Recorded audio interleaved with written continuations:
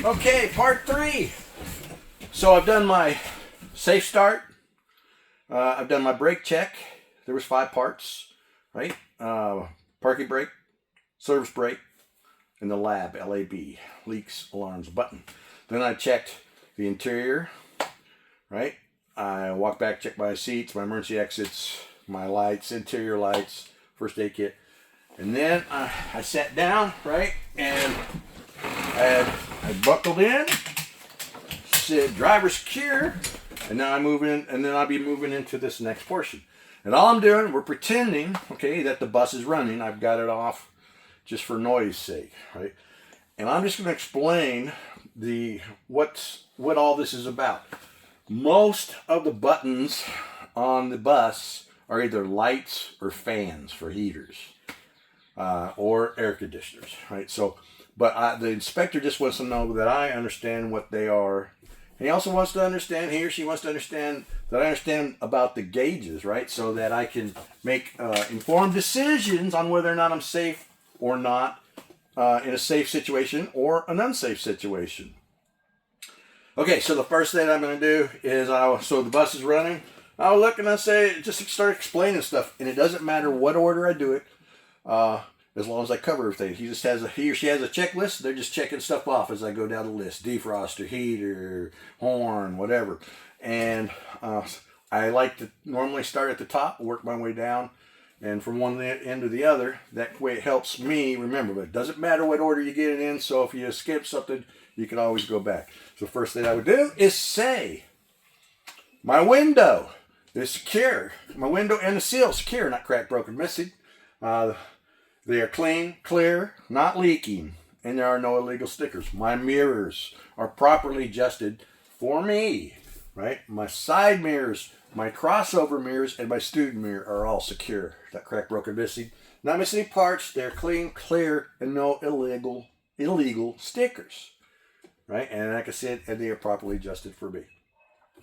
So then I'll just start talking about stuff, and I'll go, okay, I don't have to talk about any of the school bus stuff, right? We don't operate any of the school bus stuff. We're just doing regular buttons that don't involve like the stop sign and the yellow lights and the red lights, the flashing lights, all that, right? So I will just start naming things off, and I will go, okay, so this is my 4-way flashers. I turn that on. My hazard lights come on, right? And I've got headlights on. Okay, so it has an indicator, right? You can't see it. It has an indicator that they're working. All right. This is my noise suppressor. So how that works is I have fans. So if I have fans running and I hit this noise kill, this noise suppressor, that turns all the fans off. That makes it quiet. That way, when I come up to a railroad crossing, I hit the noise kill. It gets quiet. Hey, quiet kids, we're at the railroad crossing, right? And we'll go over that with opening the door and listening how that works on down the road. But that's what my noise suppressor is. I have a strobe light. It has an indicator. It's on and off. I have dome lights, which has an indicator. They just work on and off, okay? I have, this is just for heated mirrors, on, off, just melts ice.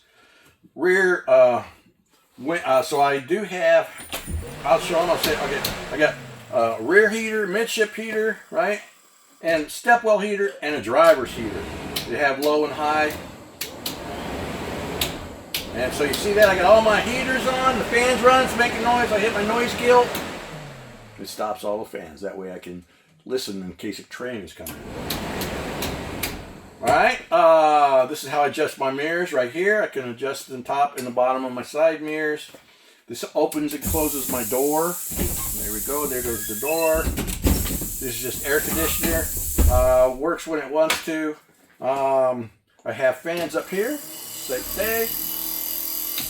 See, I just hit my noise kill again. It turned that fan off right there.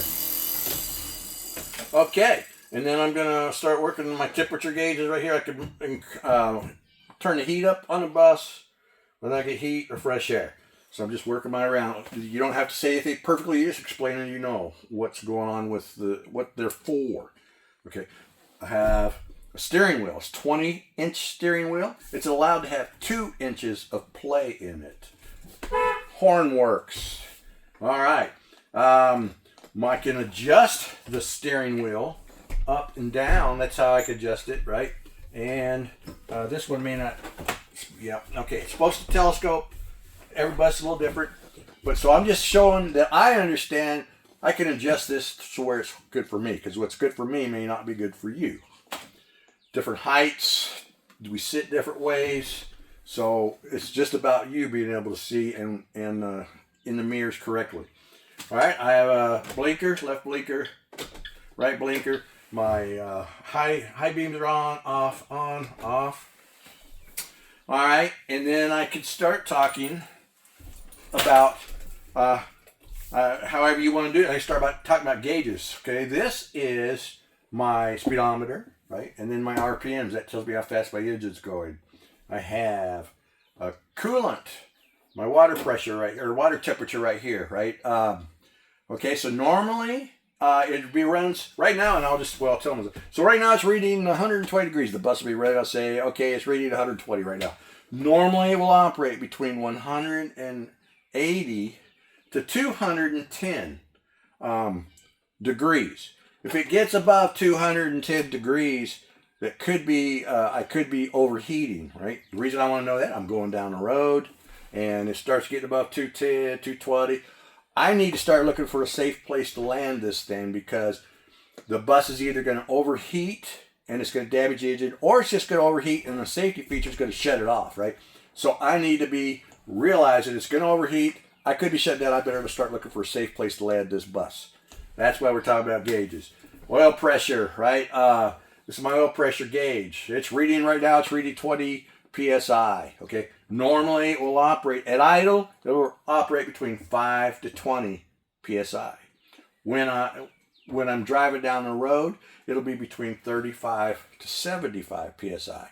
There again, if I know the numbers, which we have to memorize, right? That way, and as you drive, you'll start getting familiar with the numbers, but that way, if the oil pressure drops off, I know I have a problem, and the bus is getting ready to tell me about it.